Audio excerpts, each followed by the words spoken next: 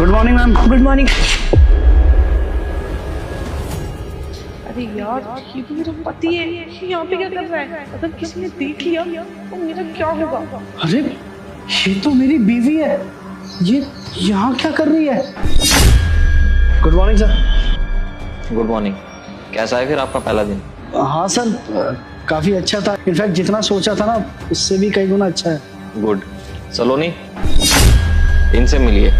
ये हमारी कंपनी के सिक्योरिटी गार्ड, बहुत ही अच्छे और ईमानदार इंसान है। सर मेरे को कुछ इम्पोर्टेंट काम है, वो मैं करके आई। ठीक, कोई दिक्कत हो मुझे बता देना, ठीक है? चलता हूँ। जी सर। सलोनी, मैंने दिन में तुम्हें मेल भेजा था, चेक कर लिया था तुमने? हाँ। ये लीजिए सर, ये लीजिए। जतिन, सलोनी, मैंने तुम्हें बताया था ना कि जतिन बहुत ही एक होनहार इंसान है और बहुत ईमानदार भी, लेकिन इस आदमी के साथ बहुत ही गलत हुआ है। जानना चाहोगी कि जतिन के साथ क्या बुरा हुआ है? हाँ सर, बताइए क्या हुआ इनके साथ? दरअसल जतिन एक लड़की को बहुत ज़्यादा प्यार करता था। उसने इसके साथ शादी की और इसने उस लड़की के लिए सब कुछ किया, जो उसको चाहिए होता था वो ला के देता था, उसकी सारी ख्वाहिशें पूरी करी। फिर अचानक एक दिन वो बोली कि उसे पढ़ाई करनी है, तो इसने उसको पढ़ाया भी, इवन अपना खेत भी बेच दिया जिस खेत में वो काम किया करता था, और उसके लिए सब कुछ लुटा बैठा वो। लेकिन जब उसकी पढ़ाई पूरी हो गई तो उसकी नौकरी शहर में लग गई। उसने कहा कि उसे नौकरी करने के लिए शहर में जाना पड़ेगा। तब जतिन ने बेझिझक उसे शहर भेज दिया। लेकिन देखो, आज 7-8 महीने हो चुके हैं, लेकिन उसकी बीवी उसको छोड़कर चली गई। ना उसका फ़ोन उठाती है, ना ही उसका जवाब देती है। कितना बुरा किया ना इसकी बीवी ने इसके साथ। हाँ सर, इसके साथ बहुत बुरा हुआ। बंद करो ये सब। जिस लड़की ने इसको धोखा दिया है ना, वो मेरे सामने बैठी है। क्या सर, आप क्या कह रहे हो? अच्छा, बहुत भोली बन रही हो ना तुम। मैं बताता हूँ। जतिन, क्या बात है? सुबह जब मैं पहली बार आया था तब तुम बहुत खुश लग रहे थे, और अभी बहुत ज्यादा परेशान लग रहे हो। क्या हुआ? नहीं नहीं सर, मैं कहाँ परेशान हूँ, मैं ठीक हूँ बिल्कुल। नहीं जतिन, कोई ना कोई परेशानी तो है। देखो, तुम मुझे बता सकते हो। मैं अपने कंपनी के एम्प्लॉयज़ को एम्प्लॉय नहीं मानता, बल्कि अपने परिवार का हिस्सा मानता हूँ, और मुझे लग रहा है कि तुम किसी परेशानी में हो। तुम कुछ बताना चाहते हो तो मेरे को बता सकते हो। दरअसल सर, जो भी सलोनी मैडम आई थी ना, वो हमारी बीवी है। 1.5 साल पहले हमारी शादी हुई थी और मेरा काम अच्छा खासा ही चल रहा था। उसके बाद उसने मुझे कहा कि मुझे अपनी पढ़ाई आगे जारी रखनी है। मैंने कहा ठीक है, कोई बात नहीं, तो मैं अगर पढ़ाई करनी है तो पढ़ाई कर लो। और मैंने वो काम भी छोड़ दिया, और मेरे को खेत खलिहान भी देखने होते थे। लेकिन जब पढ़ाई ज़्यादा आगे बढ़ने लग गई तो पैसे भी लगने लग गए, तो मैंने वो खेत भी बेच दिए ताकि वो आगे पढ़ सके। और उसके बाद वो कामयाब हो गई और उसे बहुत अच्छी नौकरी भी मिल गई। साहब, उसने बोला कि मेरे को शहर में आना है, यहाँ पे ट्रांसफ़र हुआ है। मैंने कहा ठीक है, अब चले जाओ, मैं कुछ दिन बाद आ जाऊँगा। और साहब, मैं जैसे यहाँ पर आया, उसका फ़ोन मिलना बंद हो गया। मैंने उसे कहाँ नहीं ढूंढा, वो मुझे कहीं भी नहीं मिली। 6 महीने बाद मुझे मिली भी तो यहाँ पर, और उसने मुझे देख के ऐसे अनदेखा किया जैसे मैं उसका कुछ लगता ही नहीं। मैं तभी समझ गया कि वो मुझसे घिन कर रही है, और इसलिए मैं चुपचाप से ऐसे जाना चाहता था। लेकिन देखिए ना, आपने वो सारी बातें पकड़ ली, मजबूरन मुझे वो सब बताना पड़ा आपको। देखो जतिन, मैं तुम्हारा दर्द अच्छे से समझ सकता हूँ, लेकिन क्या पता जिस लड़की की तुम बात कर रहे हो वो ये लड़की ना हो, कोई और लड़की हो। सर, शादी हो रखी है मेरी उससे, भला मैं अपनी पत्नी को नहीं पहचानूंगा? चलो ठीक है, एक बार को मैं मान भी लेता हूँ कि सलोनी तुम्हारी पत्नी है। कोई प्रूफ है तुम्हारे पास इस चीज़ का? ठीक है साहब, मुझे अच्छे से पता था कि मेरी बातों पे कोई भरोसा नहीं करेगा। प्रूफ है मेरे पास, ये देखिए, ये हमारी शादी की फ़ोटो है, और ये हम बाहर गए थे, वहाँ की भी फ़ोटो होगी। इतनी भोली शक्ल, इतना शैतानी दिमाग। देखो जतिन, मुझे माफ़ कर दो, अरे मैं तो तुम्हें ही गलत समझने लग गया था। लेकिन अब मेरे समझ में आ गया है कि गुनहगार है कौन। लेकिन तुम चिंता मत करो, उसको उसकी सजा जरूर मिलेगी। उसे तो मैं छोड़ूंगा नहीं, उसे भी तो पता चले उसने कितनी बड़ी गलती की है।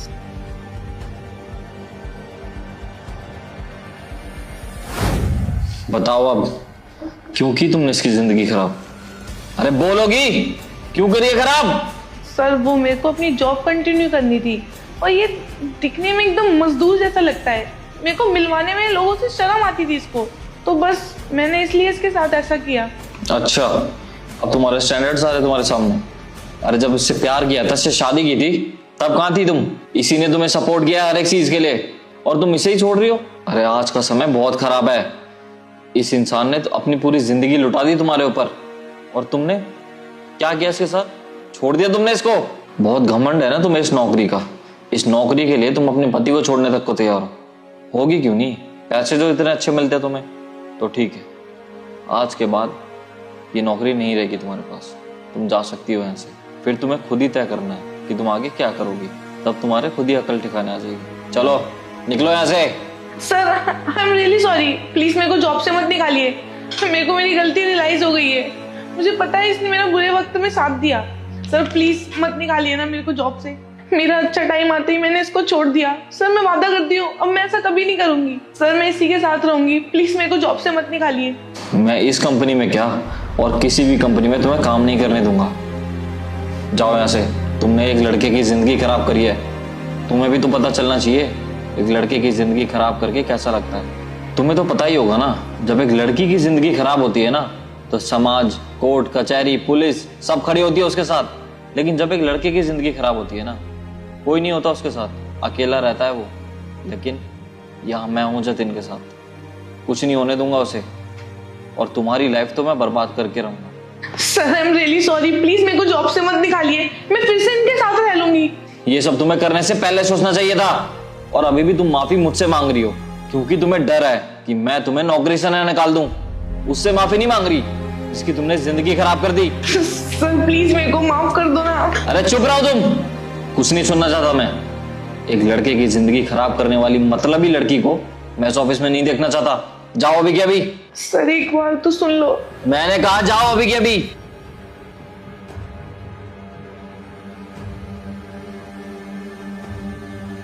देखो जतिन, कोई भी अगर तुम्हारी लाइफ में आता है ना, तो वो इंसान तुम्हें कोई ना कोई सीख देकर जाता है। जैसे तुम्हारी वाइफ तुम्हें ये सीख देकर गई है कि कभी भी किसी पर आंख मूंद कर विश्वास नहीं करना चाहिए। उस लड़की की जो सोच थी उसने वो किया तुम्हारे साथ, लेकिन तुम्हारी सोच जो थी तुमने उसका अच्छा ही सोचा। तुम चिंता मत करो, इस बात को दिल का बोझ मत बनाना। बहुत बड़ी लाइफ पड़ी है अभी तुम्हारे पास। ऊपर वाला तुम्हारे साथ सब कुछ सही करेगा, बहुत कुछ अच्छा होने वाला है तुम्हारे साथ। बहुत बहुत शुक्रिया साहब। बाकी तुम्हें किसी भी चीज की जरूरत हो ना, मुझे बता देना, मैं तुम्हारे बड़े भाई जैसा ही हूँ।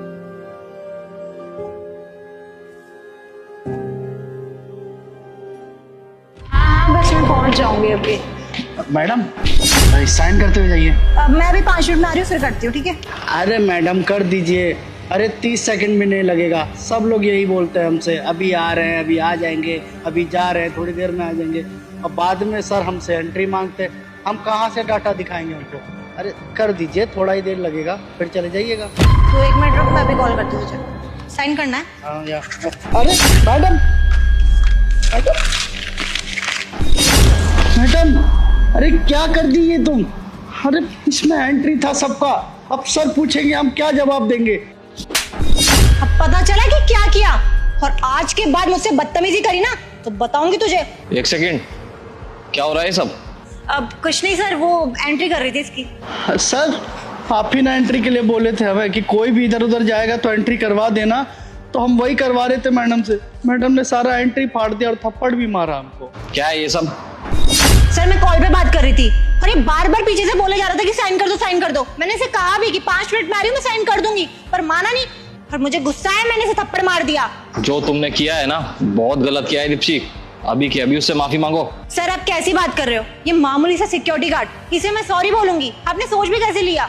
अच्छा, अभी तुम्हें माफी मांगने में शर्म आ रही है इससे, तो ठीक है, फिर मैं एक काम करता हूँ, पूरे स्टाफ को बुला के तुमसे माफी मंगवाऊंगा, तब देखता हूँ तुम्हारी रेपुटेशन का क्या होगा। अभी माफी मांग रही हो तो मांग लो, अभी भी मौका है तुम्हारे पास। अच्छा सर, मैं बोल रही हूँ, सॉरी। और एक बात बताओ मुझे, कहाँ जा रही हो तुम? अभी तो लंच टाइम भी नहीं हुआ है। सर वो बस कॉफी पीने जा रही थी मैं। ये कोई कॉफी पीने का टाइम है? अभी ऑफिस खुले सिर्फ 1 घंटा हुआ है। जाओ काम करो पहले, फिर कहीं जाना। Okay sir. देखो जतिन, उसने जो भी किया है ना, उसकी तरफ से मैं तुमसे माफी मांगता हूँ। और हाँ, तुम अपना काम बहुत ही मेहनत और ईमानदारी से कर रहे हो। एक दिन तुम्हें बहुत सक्सेस मिलेगी। जी साहब, इसको चिपका दे रहे हैं।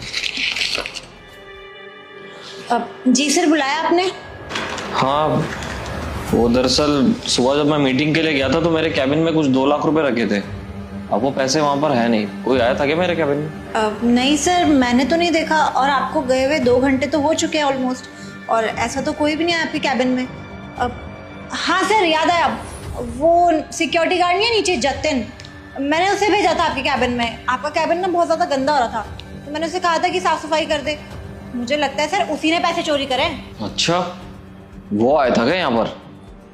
सही कहते हैं लोग, छोटे लोगों को ना मुंह ही नहीं लगाना चाहिए, वरना ऐसे ही बड़े बड़े कांड कर देते हैं। हाँ सर, आप बिल्कुल सही बोल रहे हो।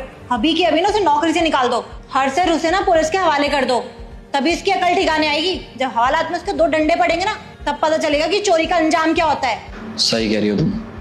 अभी बुलाता हूँ उसे। हेलो, हाँ एक बार ऊपर आओ मेरे कैबिन में। जी सर, बुलाया आपने? एक बात बताओ तुम, अरे तुम्हें काम देकर हम लोग मेहरबानी करते तुम पे, और तुम क्या करते हो? विश्वासघात करते हो हमारे साथ। सर मैंने क्या किया, मुझे कुछ समझ में नहीं आ रहा। अच्छा, भोला तो ऐसे बन रहा है जैसे इसे कुछ पता ही ना हो। सच में मुझे कुछ नहीं पता सर, आप मुझे पूरी बात बताओगे एक बार? अच्छा, तुझे कुछ नहीं पता है?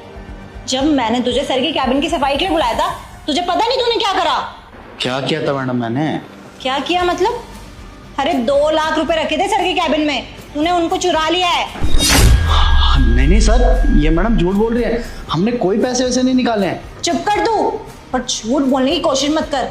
एक तो चोरी करता, ऊपर से सर के आगे शरीफ बन रहा है, झूठ बोल रहा है। सर मैं तो बोल रही हूँ इसकी चेकिंग करो, और इसके पास पैसे नहीं निकले ना तो उसके बैग में चेक करो। नहीं सर, हमने कोई चोरी वोरी नहीं की है। अगर आपको हमारी बातों पर भरोसा नहीं है तो हम कुछ दिखाना चाहते हैं आपको। रुको। अरे क्या दिखाना चाहते हो, और क्या रह गया दिखाने को? सर 1 मिनट रुके तो आप पहले ये देख लीजिए, फिर आपको सब समझ में आ जाएगा। ये देखिए।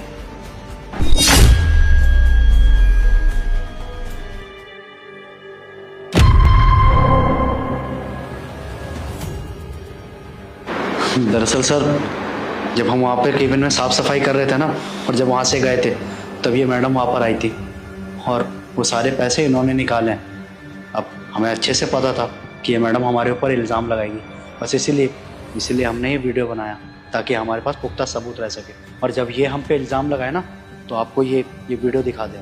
सर आपसे एक ही बात कहना चाहते हैं कि कई बार आंखों का देखा और कानों का सुना ना सच नहीं होता है, इसीलिए पहले पूरी बात जान लीजिए, उसी के बाद किसी नतीजे पे पहुंचिए। सर हम गरीब आदमी हैं, इसीलिए कोई भी हम पे चोरी का इल्ज़ाम लगा देता है। सबको लगता है कि गरीब आदमी, पैसों का ज़रूरत होगा तो जल्दी भरोसा भी हो जाता है कि किसी ने चोरी किया होगा।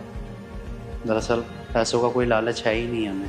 अगर पैसों का लालच होता ना तो हम इस कंपनी में काम ही नहीं कर रहे होते। 4-5 महीने और मेहनत करते ना तो किसी और बड़ी कंपनी में सिक्योरिटी गार्ड का काम कर लेते। यहाँ से तो बहुत ज़्यादा ही पैसा मिलता, लेकिन पैसों का लालच नहीं है। हम आपके लिए और इस कंपनी के लिए वफादार थे, हैं और हमेशा ही रहेंगे।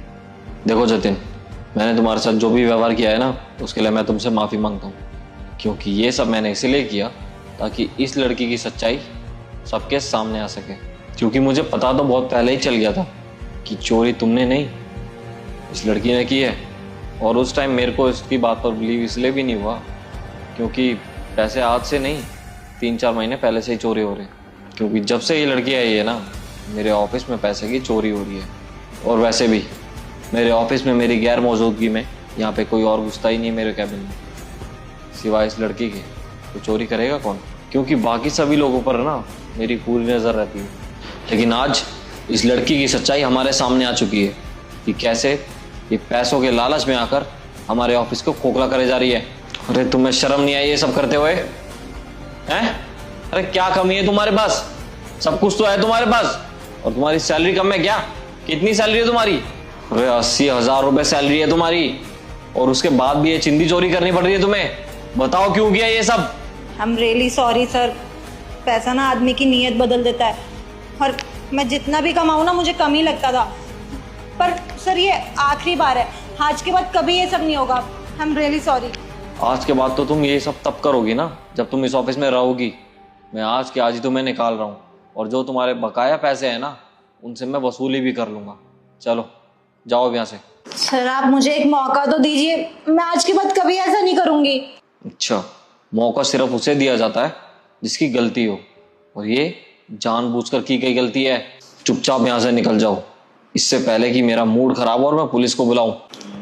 Sorry sir. जतिन देखो, मेरी बातों को ज़्यादा सीरियसली मत लेना। ये सब मैंने इसलिए किया ताकि इस लड़की की सच्चाई सबके सामने आ सके। और हाँ, मैंने ये भी देखा था कैसे वो लड़की चोरी कर रही थी, और उसकी तुमने वीडियो भी बनाई है, तो इसलिए मैंने तुम्हें यहाँ पे बुलाया था। कोई बात नहीं सर, आप थैंक यू मत बोलिए, ये तो हमारा कर्तव्य था। और वैसे भी जिस जगह काम करते हैं ना उस जगह के लिए हमेशा वफादारी दिखानी ज़रूरी होती है। और वैसे भी जिस थाली में खाते हैं उस थाली में छेद थोड़ी करेंगे। बाकी कोई भी हमसे काम हो तो आवाज़ लगा देना, जितन हाजिर हो जाएगा। अब चलता हूँ सर। ठीक है, अब आप जाइए अपना काम कीजिए।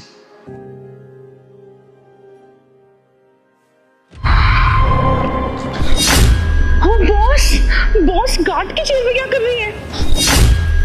पक्का मैं आज लेट हो गई ना, मेरी वजह से ही बैठी है। डांटेंगी बहुत अगर इनको पता चला।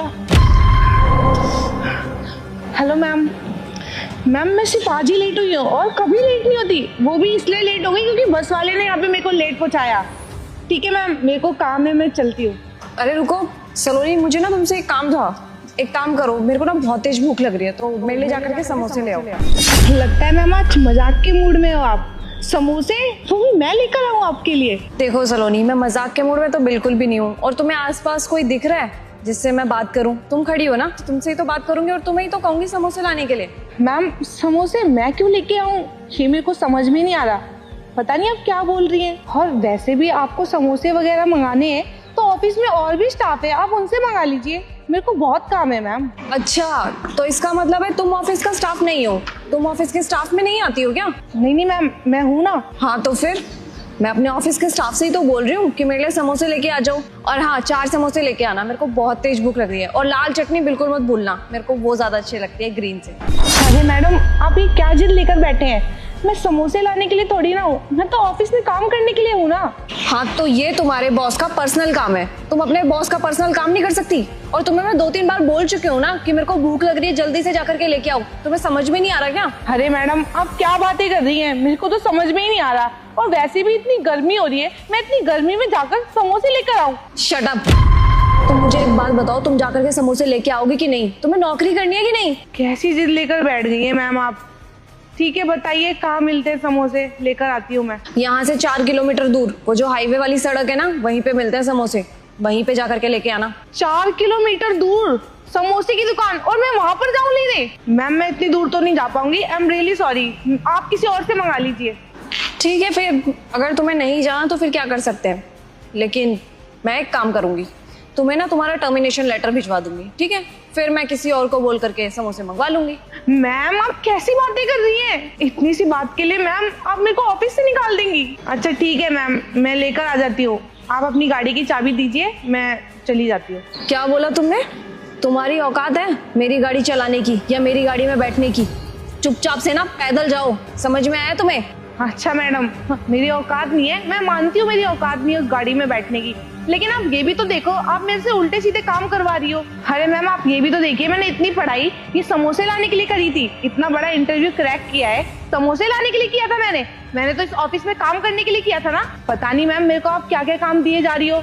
मेरा काम समोसे लाने का नहीं है, ऑफिस के अंदर बैठ के काम करने का है। चलो मैम मैंने एक बार आपकी बात मान भी ली, लेकिन आप खुद भी देखिए ना, यहाँ पे कोई रिक्शा वगैरह भी नहीं मिलता इतनी दूर दूर तक, मैं पैदल जाऊंगी लेने? आप अपनी गाड़ी भी देने के लिए मना कर रही है। और एक चीज बताइए, आप मेरे को सैलरी समोसे लाने के लिए देती है कि काम करने की देती है? मेरा जितना काम है ना मैं उतना ही करूंगी, मेरा समोसे लाना काम नहीं है। अच्छा तो ये तुम्हारा काम नहीं है, तो ये काम जतिन का भी तो नहीं है ना? तुम उससे अपना पर्सनल काम क्यों करवाती हो? मतलब मैडम मैं समझी नहीं। अच्छा, अब तुम्हें समझ में नहीं आ रहा, कोई बात नहीं, अभी सब समझ में आ जाएगा। जतिन, एक बार इधर आना। जी मैडम। हाँ जतिन, तो अब मेरे को एक बात क्लियर करो कि इस ऑफिस में तुम्हारा क्या काम है? मैडम, मैं यहाँ पे चौकीदार का काम करता हूँ, ऑफिस की देखभाल करता हूँ और ये देखता हूँ कि इस गेट से कौन अंदर जा रहा है और कौन आ रहा है, बस सबकी एंट्रीज करता हूँ। अच्छा, और सलोनी तुमसे क्या करवाती है? ये मैडम मुझसे सारे अपने पर्सनल काम करवाती हैं। मैडम आपको तो पता है ना हाईवे कितनी दूर है और खाने पीने का सामान वहीं मिलता है, लेकिन ये मैडम मेरे को वहाँ तक पैदल भेजती है और ये चीज़ मैं दिन में 3 बार करता हूँ। ये तीनों टाइम का खाना मुझसे मंगवाती है और वहाँ 5 किलोमीटर जाना और 5 किलोमीटर आना, ये सारी चीज़ें दिन भर होती रहती है और मेरी पीठ पीछे से इस गेट पर कोई भी मौजूद नहीं रहता। अब आप खुद ही सोचिए, अगर मेरे पीठ पीछे से इस गेट पर कोई घुस जाएगा और कुछ कांड हो जाएगा तो आप तो मेरा ही गला पकड़ेंगे ना। यही बात समझाने के लिए मैंने जब इन मैडम को बोला और समझाया ना, तो ये मुझे धमकी देने लगी और मुझे कहने लगी कि अगर तू मेरा पर्सनल काम नहीं करेगा तो मैं मैडम के सामने झूठा आरोप लगा दूँगी, बोलूँगी कि ये गार्ड मेरे को छेड़ रहा था। मैडम, नौकरी बचाने के लिए ये सारी चीज़ें करनी पड़ी और सच बताऊँ तो पूरे घर में कमाने वाला सिर्फ मैं ही हूँ, पूरे घर की जिम्मेदारी है मेरे ऊपर। अब नौकरी बचानी थी इसलिए इनकी बात माननी पड़ी। वो तो आपने सीसीटीवी देखा कि यहाँ पे कोई मौजूद नहीं रहता और आपने मुझसे पूछा तो मजबूरन मुझे ये सारी बातें आपको बतानी पड़ी। अब तो सलोनी तुम्हें सब समझ में आ गया होगा ना। जैसे तुम्हें इस ऑफिस में जिस काम को करने के पैसे मिलते हैं ना, तुम वही काम करती हो, वैसे ही जतिन को जो इस ऑफिस में काम करने के पैसे मिलते हैं ना, उसको भी वही काम करने दिया करो। समझ में आया तुम्हें? वो तुम्हारा कोई पर्सनल नौकर नहीं है जो तुम उससे अपने सारे के सारे पर्सनल काम करवाती हो। कभी छोले कुलचे, कभी समोसे, कभी कुछ तो कभी कुछ। एक बात सोचिए तुमने कभी, अगर जतिन के पीठ पीछे ऑफिस में कुछ हो गया तब हम किसका कॉलर पकड़ेंगे? जतिन का ही तो पकड़ेंगे ना। तुम तो निकल लोगी वहां से और सारी की सारी रिस्पॉन्सिबिलिटी जतिन के ऊपर आ जाएगी। Madam, I am really sorry, मेरे को नहीं पता था जतिन इस बात का इतना बुरा मान जाएगा। आप कहती है तो मैं इससे माफी मांग लेती हूँ। नहीं नहीं, माफी मांगने से तुम्हारी अकल ठिकाने तो नहीं आएगी। तुम्हारा सबक सीखना बहुत ज़्यादा ज़रूरी है, क्योंकि जतिन ने ना तुम्हें ये सब काम के लिए बहुत बार मना किया था, लेकिन तुमने भी तो नहीं माना था ना, तो मैं तुम्हारी बात क्यों मानूं? तो इसीलिए तुम्हारी सज़ा ये है कि 15 दिन के लिए तुम्हें ऑफिस से सस्पेंड किया जाता है। 15 दिन के लिए? मैम, आप ये क्या बातें कर रही है? मैं माफी मांगने के लिए तैयार तो हूँ, आप मेरे को 15 दिन के लिए ऑफिस से मत निकालिए। मैं अपने घर में एक लौती कमाने वाली हूँ, मेरा घर कैसे चलेगा अगर आधी सैलरी कट हो गई तो? देखो सलोनी, ये सारी प्रॉब्लम मेरी नहीं है, तुम्हें सबक सिखाना ना बहुत ज़्यादा ज़रूरी है और तुम इसी बेस पे सबक सीखोगी भी। अगली बार से किसका क्या काम है ये तुम्हें अच्छे से समझ में आ जाएगा। और वैसे भी तुम्हें तुम्हारी गलती का एहसास ना तभी हो गया होता जब जतिन ने तुम्हें पहली बार मना किया था। तुम्हें तभी समझ जाना चाहिए था कि जतिन का ये काम नहीं है। तुम नहीं समझी तो सज़ा तो मिलना ऑब्वियस थी ना। देखो सलोनी, अब तुम ऑफिस आना तो 15 दिन बाद ही आना, लेकिन अगर तुम्हें सस्पेंड लेटर मंजूर नहीं है 15 दिन का तो एक काम करना, तुम ऑफिस ही मत आना, मैं तुम्हें डायरेक्ट टर्मिनेशन लेटर ही दे दूँ। मैम, एक बार तो मेरी बोला ना, जाओ अब यहाँ से, 15 दिन बाद आना। देखो जतिन, इस चीज़ से ना तुम्हें भी सबक लेना चाहिए। अगर ऑफिस में कोई भी आकर के तुम्हें अपना पर्सनल काम बताता है ना, तो तुम्हें वो काम नहीं करना है, चाहे वो मैं ही क्यों ना हो। समझ में आया तुम्हें? तुम्हारा जो काम है ना, तुम्हें सिर्फ और सिर्फ वही काम करना है। जी मैडम, मैं इस बात का ध्यान रखूँगा। ठीक है, अब तुम अपना काम करो, मैं भी ऑफिस में जाती हूँ। ठीक है।